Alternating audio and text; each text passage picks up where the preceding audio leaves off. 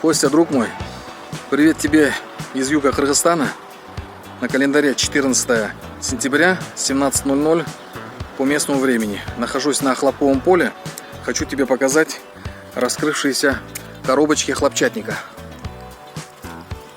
Вот как они выглядят, коробочки. Вот. Если вручную собираешь, немного сдавливаешь, потом выдергиваешь с коробочки. Внутри хлопка, соответственно, есть семена. Первичная обработка, отделяется семена от хлопка.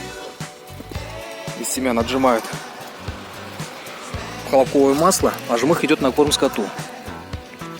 Вот пока еще не раскрывшаяся коробочка. Это вот в процессе. А вот эти уже можно, соответственно, собирать.